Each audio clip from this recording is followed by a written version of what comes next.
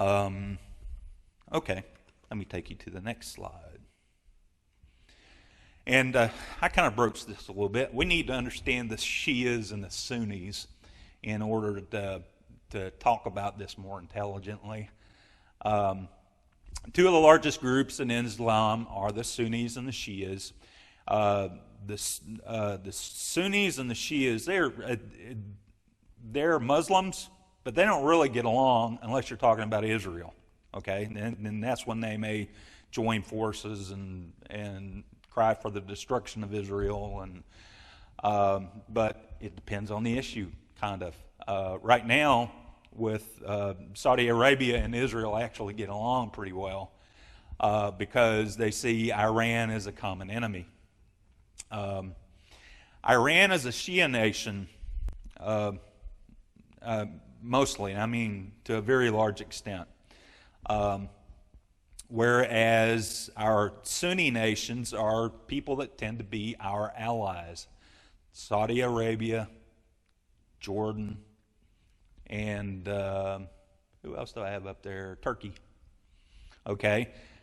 The other Middle Eastern nations are really kind of a mix. If you look at Syria, Syria has a leadership that's Shia. Most of its people, however, are Sunnis. Iraq used to be a nation that was mixed. It used to have Sunni leadership and Shia for the majority of its people. Well, since we deposed Saddam Hussein back in 2003, the Sunnis are not in leadership of the government anymore. It's the Shias, okay?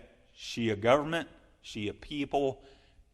Iran over here, they're mostly Shia, and so that's why the Iranians have been able to, like I said, essentially move in and take over Iraq without actually invading. Okay, I'm going to get to that here in a moment. Okay, how possible, going back to Robert Baer's book again, he's going to give us some quotes of some people, leaders that are behind the scenes in Saudi Arabia and get their take on Iran. And again, this is back in 2008. How possible is it that Iran takes over the Middle East? The Saudis are terrified that the United States will abandon Iraq, and they are also terrified about an Iranian invasion. Now, that's pretty contemporary, isn't it? Think about last weekend.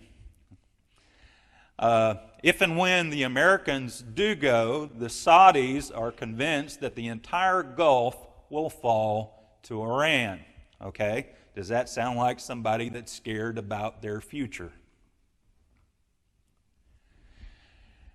Let's talk about the Iranian expansion. Okay? And I've already mentioned it a little bit.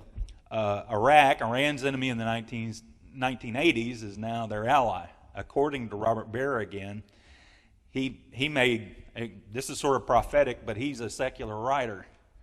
He said, Iran will not occupy Iraqi cities and there will be no declarations of victory. Iran will be happy ruling through proxies, and basically what we mean by a proxy is there are groups of people over there that are friendly towards Iran that live in Iraq.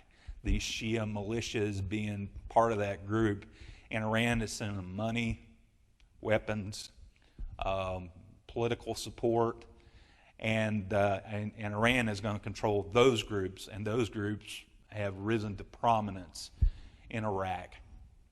And I already mentioned the 80,000 Iranian soldiers that are occupying Syria. Let me throw this one in there too.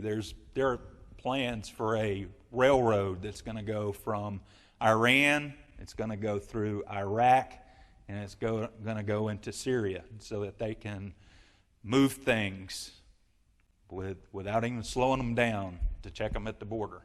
And you can imagine the kind of things that they're going to move, okay? Weapons, soldiers, that sort of thing. Okay, so we've talked about pushing to the west. Check. But how about the north? A northern invasion has already begun. From a UK Telegraph article in 2012, Syria and Iran backing Kurdish terrorist group, and the article describes how the PKK, and here's the thing, you talk about the Kurds, there are all kinds of three-letter small groups of them. There's the PKK, there's the YPG, and it's hard to keep up with all of them. The PKK group, they are a real terrorist group in Turkey, and every time I see their name mentioned, the article always seems to mention that they've killed 40,000 Turkish people since the 1990s as this terrorist group. So they're a bunch of bad guys. And they've, however, this Kurdish terrorist group has